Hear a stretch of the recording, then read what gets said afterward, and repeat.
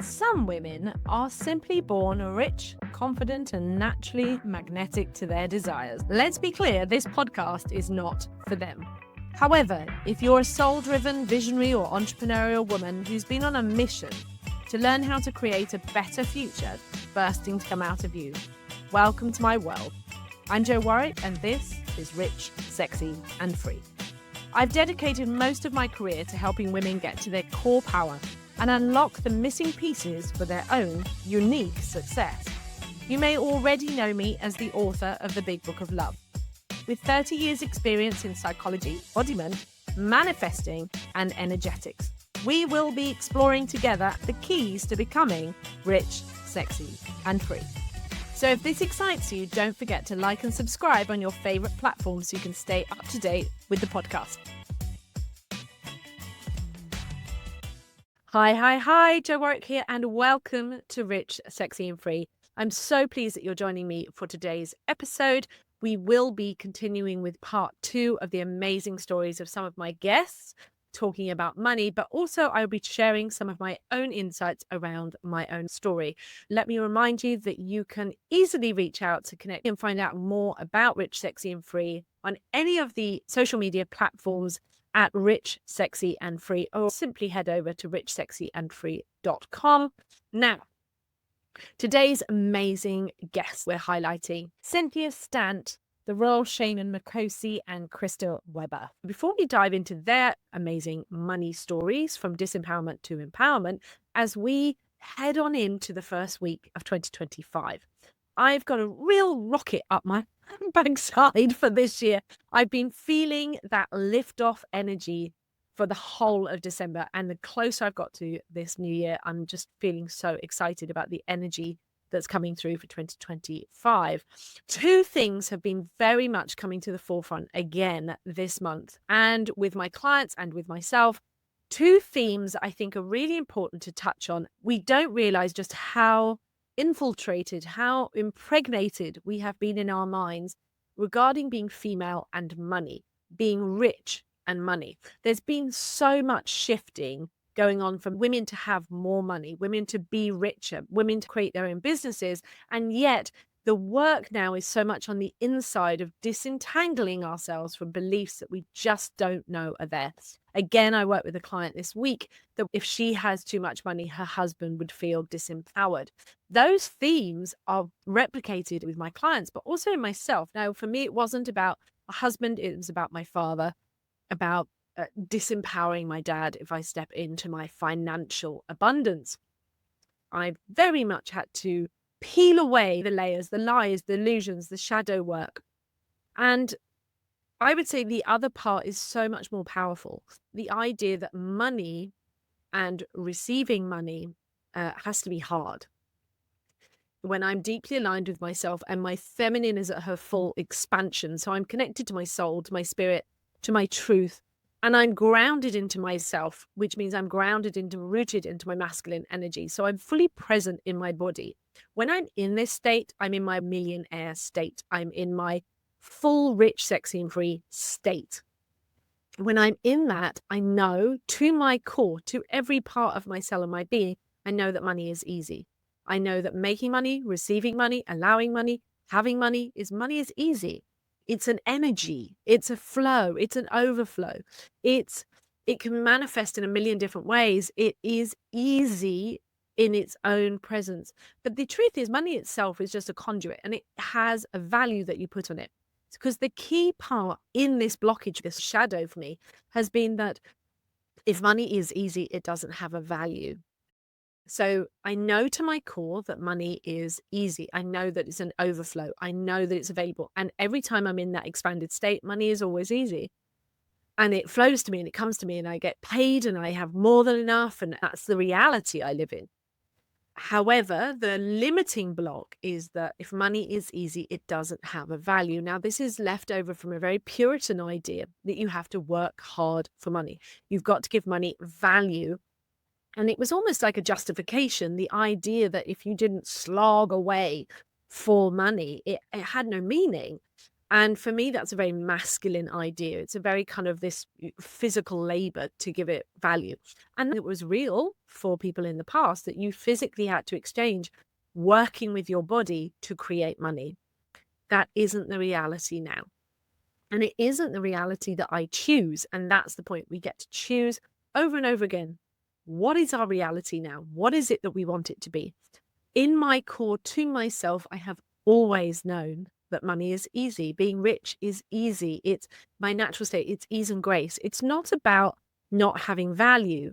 It doesn't have to be stressful to my nervous system. It can be spacious. It can be an overflow. And to me, being in that millionaire frequency, that overflow, for me, that's about being and having room to breathe. It feels spacious. I feel expanded. And so therefore it's just neutrality to me. That's what you may have heard others talk about, this neutrality. That's my state of neutrality, where it's just peaceful. It's not stressful to me. When I feel contained by this limiting belief, when this starts to rear its head, the first thing that I feel, of course, is fear, because it's like I'm being put in a box, a big square box that shrinks. And it feels like I'm being restricted by my own masculine fear, because that's how my father has felt. That's how it was in the past. That's how I have been impregnated and programmed by my ancestors. And there is nothing wrong or bad with that. I'm not seeing that anymore as something to fight against. It simply is a shift that has to happen in myself. Because when I put myself into a fight externally, I'm actually fighting against myself. I'm fighting against my own resistance that's creating disempowerment. But as I expand back into my full expansive self, I realize that it's just an lie and illusion. Now, this is a big part of stepping into 2025. I've been doing some of this work again as I count down into the energy and frequency that I'm holding for 2025 and how I am living my new level of rich, sexy, and free, both in the podcast, both in my business, both as my life itself, the fullness of myself, but also because I am running a 2025 year-long membership called the Year of Yes, the year of leaning in to your rich, sexy, and free life, the fullness of you, the more money, more love, more opportunities, more clients, more freedom, more travel, the leaning into more of life being turned up, the dial being turned up to the fullness of yourself, where you're no longer in that restricted state of guilt and fear and shame. And for me, that was always the story. I went back into that box out of guilt and shame, feeling guilty that I would disempower my father, that he would feel less of a man, less of a father. Shame, because if I came into the fullness of myself and my rich self, my full rich self, and living that, men would think I was uncontrollable, too crazy, too wild, too big, too dominating. And these are themes and stories I've heard from my clients over and over again.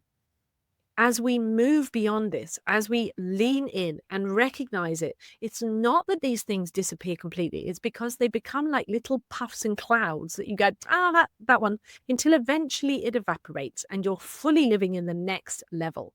And that's why this membership is about being held in a space where you are supported in a new frequency of leaning in your yes, in your more, in your abundance, in your overflow, because that's the point. It's about being in the overflow. The membership itself has a bronze level, which is $97 a month, which you're getting that support, through Telegram, through monthly hot seat coaching, through celebration Fridays and Q&A Mondays. You're getting mentorship training.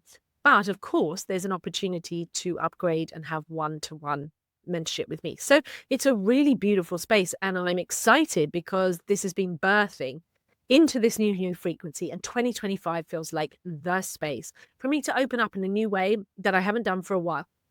I actually stopped seeing many clients through the last 2024 as I was attuning to this new heightened, expansive, embodied frequency. If these two themes of you stepping into the fullness of yourself as a woman, it's very important, as the feminine, as the woman, and maybe you're holding yourself back because of your husband, because of your dad, because of your mother, because of the past, because you don't realize unconsciously that you've been impregnated with these ideas that you'll be crazy and uncontrollable, or that the idea that money always has to be something that comes from a struggle, from a pain, instead of pleasure. Krista Webb actually talks about this, about how we get to choose from pleasure or pain. And I think that's so important. You know, for me, it's about choosing from fun and from light. And that's what I mean from pleasure. But instead of making those choices of, oh my God, I don't have enough, I'm in pain, I then have to take action. And that is a very old masculine idea. I'm in pain, I've got to push myself through. I'm in lack, I've got to push myself through. And when I'm talking about masculine, I'm talking about masculine energy. And I am talking about old conditioned, disconnected masculine. It's not toxic, it's not bad. It's just the old disconnected masculine from the feminine. But when you are aligning your feminine and your masculine, they are linked together. They are working with a power source that comes through your feminine into your masculine, being able to show up in the world, being able to say yes, being able to take action. Because I know so many women have been doing that karma drama work. They've really digged in deep to heal those wounds. And yet they're still not getting the full manifestation because they cannot move into turning up the dial, leaning in. They don't trust their own inner masculine. They don't trust their own inner feminine to be in the fullness of herself because they're beholding those glass ceilings. So if this is resonating with you, reach out to find out more about the Year of Yes. Let's go and head on into these incredible stories from some of the guests of 2024. Within 2 years of having absolutely nothing, financially speaking, my husband and I, through my business and then through our real estate portfolio, we created multiple millions. We're talking tons of millions at this point now, and it's happened quickly. The thing is, it's because when you play defense, and if you're somebody who really wants to win, but you're just playing defense again and again and again and again, you just have this breaking point. And you always hear people say it, and it sounds cliche, but like there's this part where you're just like, fuck it. Like I am so sick and tired of this feeling, and you just decide. And one of my favorite quotes ever, and it really helped me, was by Michael Bernard Beckwith, Dr. Michael Bernard Beckwith. I seen him in person. Actually, it was manifested randomly, which was so beautiful, out of the blue, of course. But anyway, he says, pain pushes until vision pulls. And when you are somebody who is really going for it and you want to play offense, you fall again and again and again and again. And eventually you get used to the falling, and it's just part of the game. It just becomes part of the game. But when you're falling, it hurts. And you're just like, I'm going to keep going. I'm going to keep going. And I think going through a bankruptcy and then also finding a dream job that I ended up getting fired from, which I don't even know why, but it all led me to starting my company. It all gave me the right tools to be here. And then I think what happens is that when I started and I carried into my corporate skill set, brought it into my business, a lot of people forget just because you're newer online does not mean you're a newbie. Okay. Yeah. Like I'm a newbie. My company just turned 4 years, right? Like we're all newbies. Technically, I joke around. That means I'm in 3rd grade if you want to count kindergarten. Like we're all new. But I also remembered who I was as this corporate executive saleswoman, as a business consultant, as somebody who went to college and had a degree in marketing with a minor in advertising. I thought about my corporate training. I thought about all the mentoring and coaching that I had. I thought of every book that I read. You have to own your expertise. And so that's exactly what I did when I first started. When I first started, people always said, how did you do it? I created multiple 6 figures in income within less than 6 months of losing my job and starting from scratch. People said, how did you do it? Again, I showed up intentionally. I made sure every day I was working like it was a job.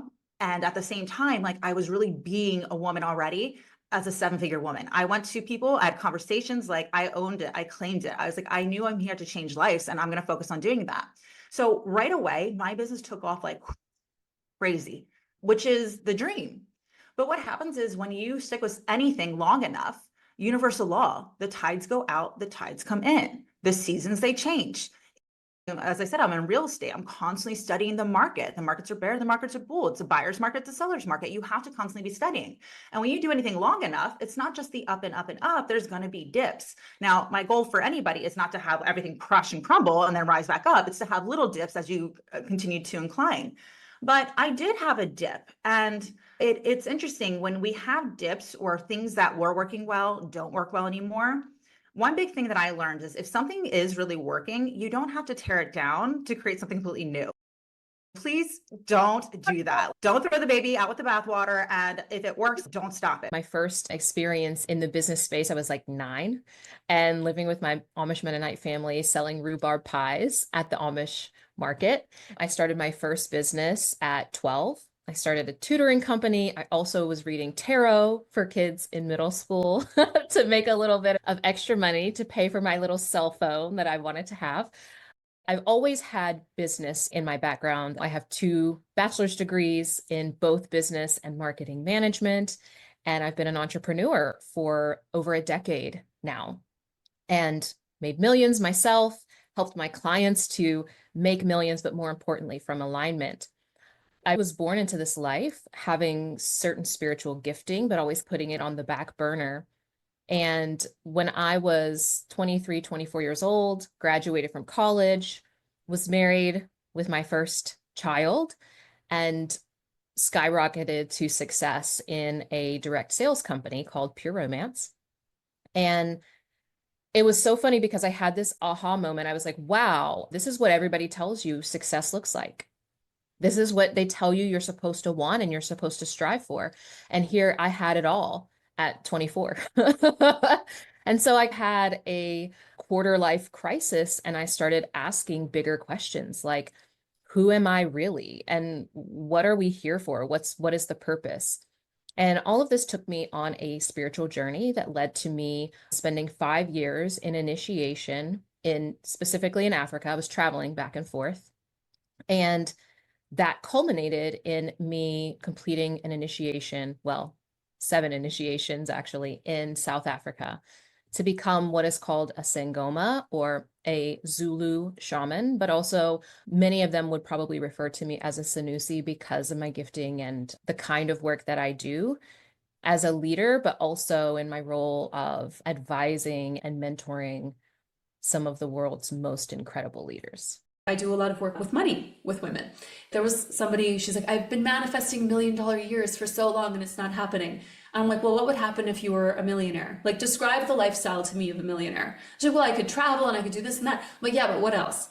And she's like, well, and I'm like, what about having a massive financial team? What about paying $100,000 a year to your finance team and to your lawyers and to your tax managers?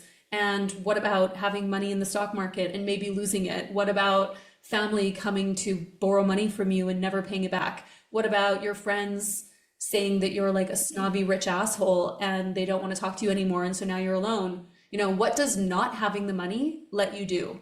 And she was like, oh my God. And then we had a breakthrough. And then after that, she wasn't manifesting $1 million years. I'm like, why don't we go for 6 figures? Let's go there. And let's go from there. I actually had an income wealth block with myself because I never experienced what it was like to see a woman happy and healthy with a lot of money.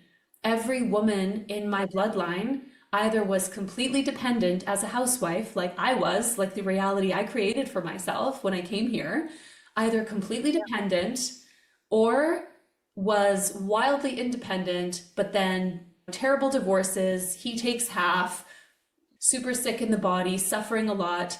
And so as a creature, I was like, oh, money is cool, but it isn't really safe. And then there was this threshold, I think it was like 2021. I started my business 2019, 2020. There was a threshold where I just couldn't get past making like 50 grand. And that was the cap. And so like 10K months, sometimes 5. And I was like, I don't know why. I know what I'm doing. I know what I'm doing. But then it was this huge, big money shadow work practice that I did that I was like, oh my God, I have always felt money is the most dangerous thing. It's going to ruin my marriage. It's going to ruin my health. And whatever we believe unconsciously, we will not let ourselves be put in harm's way. We will not sacrifice our marriage. We will not sacrifice our health. We will keep ourselves safe. So this unconscious belief, if I make a lot of money, he's going to divorce me and my health is going to go in the toilet. Well, I love him, so I don't want that to happen. So my unconscious will keep me small. So then I blasted through that shadow and then I started making 50K months and then more. And in the same year, up to 380K in sales, this just from this one shadow work practice around money, but then being consistent with it. It's been great to connect with you today, but before you leave, if you haven't already, don't forget to come and be part of the community. And if you want to find out more about how I can help you personally, simply visit richsexyandfree.com. And I look forward to seeing you next week on the podcast.